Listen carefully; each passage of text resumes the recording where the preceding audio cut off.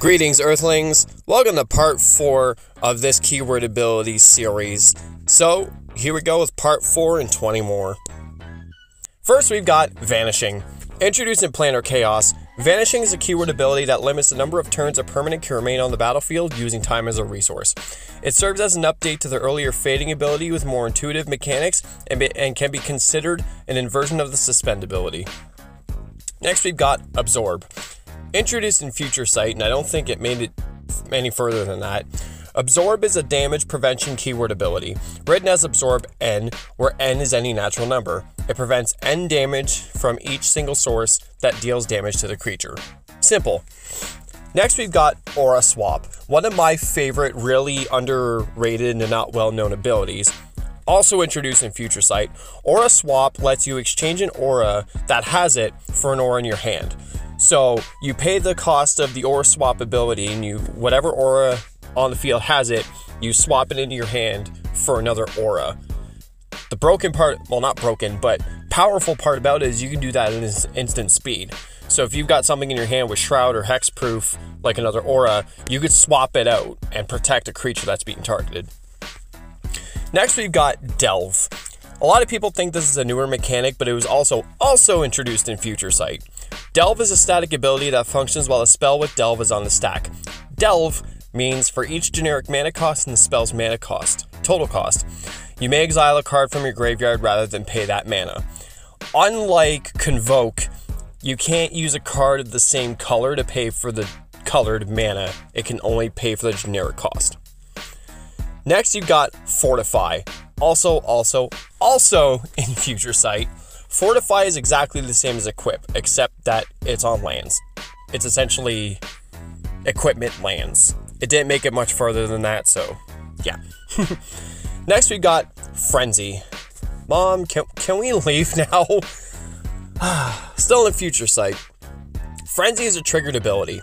Frenzy N means whenever this creature attacks and isn't blocked, it gets +N+0 until end of turn.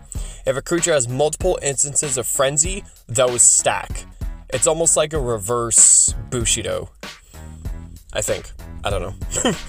Next, we've got Gravestorm. Still here. Gravestorm is a triggered ability. It's similar to Storm, except that instead of counting the number of spells casted that turn, it counts the number of permanents put into a graveyard from the battlefield that turn. Up next, we've got Poisonous.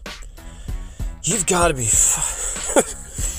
Poisonous is a keyword ability that allows the use of multiple poison counters, similar to Toxic. It's based on the number assigned.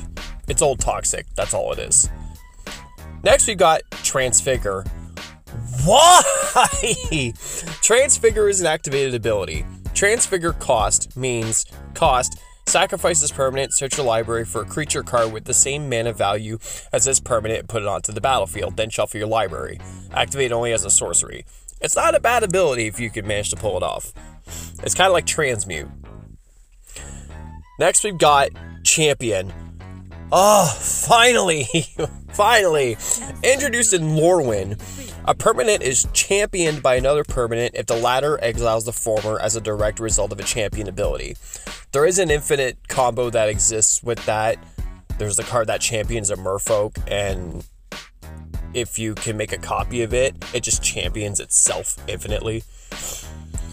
Next, we've got Changeling. Also in Lorwyn, Changeling is a characteristic defining keyword ability. It only appears on shapeshifter cards and grants those cards all creature types. Next, we've got Evoke.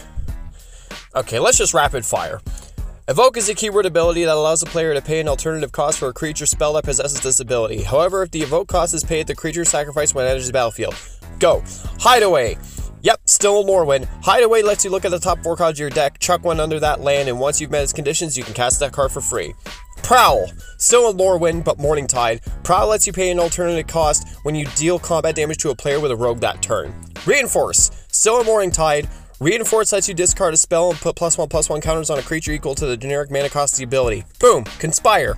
Now in Eventide lets you tap 2 creatures that share color with the spell that you're casting to copy it. Simple. Next, Persist. Easiest to explain because it's one of my favorites. Creature dies, gets resurrected with a -1/-1 counter. They usually have ETB abilities that are pretty good. Next we got Wither. Deals damage to creatures in the form of -1/-1 counters. So if you have a 2-power creature, that's 2 -1/- counters on a blocker. Next we got Retrace. Yep, still here. Retrace is a keyword ability that allows the player to cast a card from the graveyard for its mana cost, plus the additional cost of discarding a land. All spells with the native ability Retrace are instants of sorceries, and it's essentially a worse flashback. Okay, take a breath. Take a breath. Okay, so we're on our final ability for this video, and it's gonna lead right into part 5 very nicely because this is where the abilities start to get good. For our last ability in part 4, we've got Devour. Introduced in Shards of Alara, before a creature with Devour enters the battlefield, the player may sacrifice any number of creatures to the Devourer to add +1/+1 counters to it when it enters. Because this happened as the creature enters as opposed to when, this is considered a replacement effect because a choice is made as the effect applies. So therefore, you can't double it with things like Panharmonicon or Harmonic Prodigy. You can double the counters with Doubling Season. I'll probably make a separate video on Devour and some of the Alara mechanics because they're decently powerful abilities, but they can get kind of confusing. And with Devour, because there's usually Devour X, and whatever that number is, for each creature you're sacrificing to Devour, you're putting that many +1/+1 counters on. So if you have something with, say, Devour 2, for each creature you're sacrificing, you're putting 2 +1/+1 counters on it. That's where it can get really gross if you have a huge field. So that wraps up part 4. I'll have part 5 out within the next few weeks. Like, I've been doing these every 3 weeks because I want to fill the time between them with other videos and life stuff going on. But yeah, without further ado, I bid thee farewell.